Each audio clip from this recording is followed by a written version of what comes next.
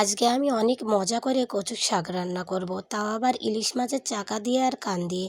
আসসালামু আলাইকুম, সবাই কেমন আছেন? আশা করি সবাই ভালো আছেন। তো রান্না করার জন্য আমি কড়াই দিয়ে দিয়েছি শাকগুলা।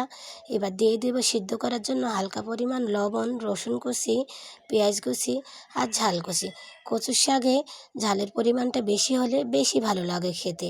আর হালকা একটু পানি দিয়ে সিদ্ধ করে নেব। আর এদিকে আমি ইলিশ মাছের কান আর চাকাটা ভেজে নেব। আর এই সাথে আমার শাকটাও সিদ্ধ হয়ে গেছে। আর এদিকে আমার মাছটাও ভাজা হয়ে গেছে।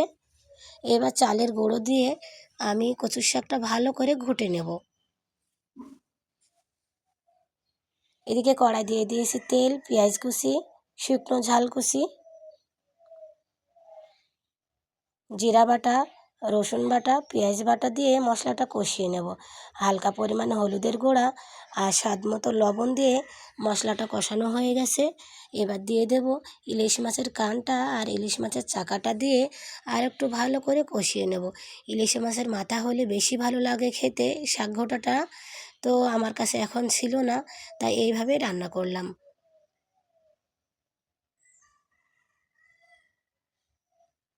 এভাবে শাক রান্না করলে কচুর শাক অনেক টেস্টি হয়, ইয়ামি হয়। আমার রান্নাটা কেমন হয়েছে অবশ্যই জানাবেন আপনারা। আর এইভাবে কচুর শাক রান্না করলে অনায়াসে 2-1 প্লেট ভাত খাওয়া যায়।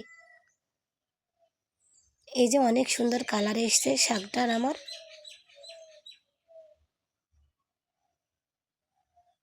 রান্নাটা কেমন হয়েছে অবশ্যই বলবেন।